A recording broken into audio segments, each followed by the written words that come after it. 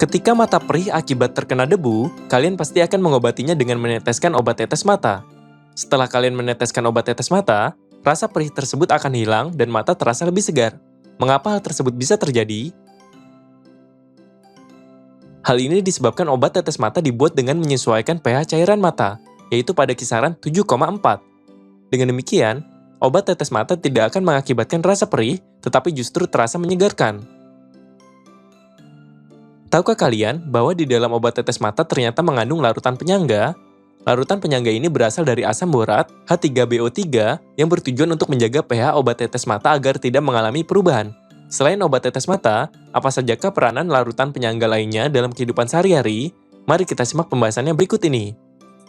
Peranan larutan penyangga bagi tubuh manusia. Kita akan membahas 3 manfaat atau peranan larutan penyangga dalam tubuh manusia, yaitu pada sistem penyangga karbonat, sistem penyangga fosfat, dan sistem penyangga hemoglobin.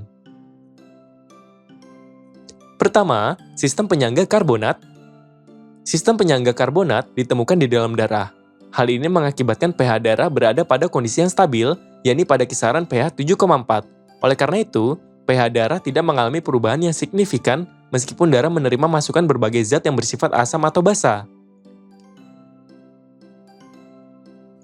Jika darah menerima masukan zat yang bersifat asam, ion hidrogen dari asam tersebut akan bereaksi dengan ion bikarbonat untuk membentuk asam karbonat dengan persamaan reaksi sebagai berikut.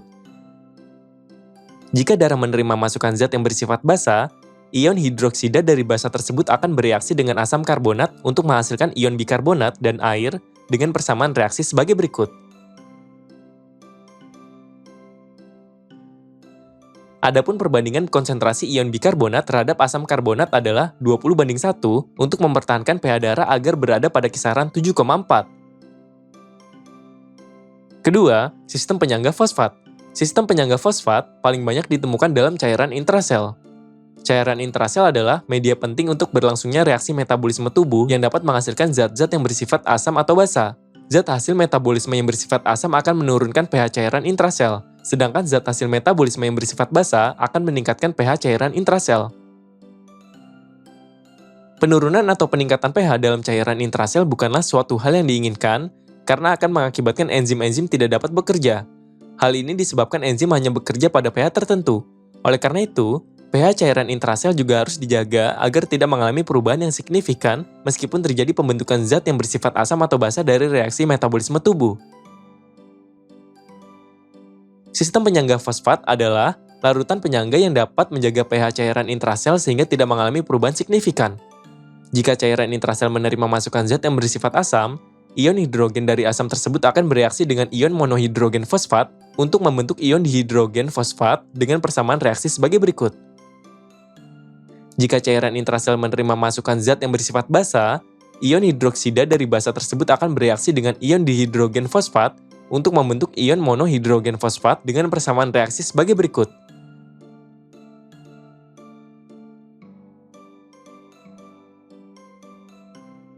Ketiga, sistem penyangga hemoglobin.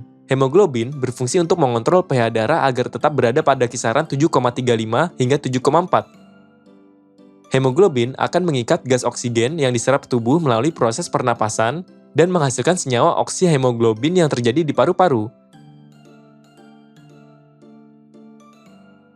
Sedangkan di jaringan, oksigen akan dilepaskan oleh oksihemoglobin untuk digunakan pada respirasi sel.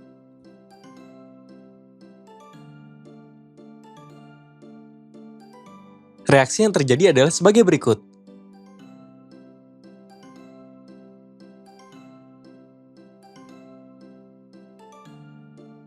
Peranan larutan penyangga dalam industri. Peranan larutan penyangga dalam dunia industri telah diterapkan secara luas, terutama untuk industri yang berkaitan dengan pengontrolan pH larutan. Beberapa produk industri yang dikonsumsi manusia harus memiliki pH yang menyesuaikan dengan pH cairan tubuh dan pH darah. Hal ini bertujuan agar tidak terjadi perubahan pH yang drastis sehingga produk tersebut dapat bekerja secara optimum. Contohnya, obat tetes mata, makanan dan minuman, serta obat-obatan. Pertama, obat tetes mata. Obat tetes mata adalah obat cair yang mampu membersihkan, menyegarkan, dan meringankan iritasi mata. Obat tetes mata harus memiliki pH yang sesuai dengan pH cairan mata, yaitu pada pH 7,4, agar tidak menyebabkan perih.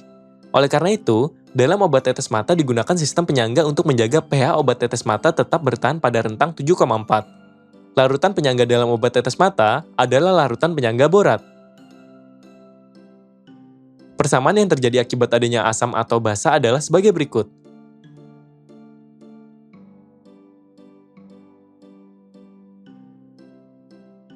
Kedua, minuman dan makanan kemasan kaleng. Minuman dan makanan dalam kemasan kaleng perlu ditambahkan larutan penyangga sitrat untuk mengontrol pH minuman dan makanan kaleng sehingga tidak rusak karena bakteri. Hal ini menyebabkan minuman dan makanan kaleng umumnya memiliki waktu simpan yang lama, tetapi cita rasanya tidak mengalami perubahan. Persamaan yang terjadi akibat adanya asam atau basa adalah sebagai berikut.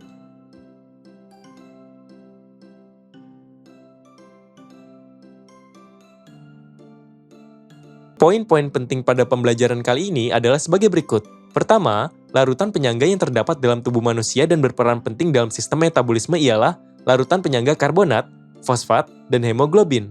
Kedua, larutan penyangga yang banyak digunakan dalam proses industri adalah larutan penyangga borat dan sitrat.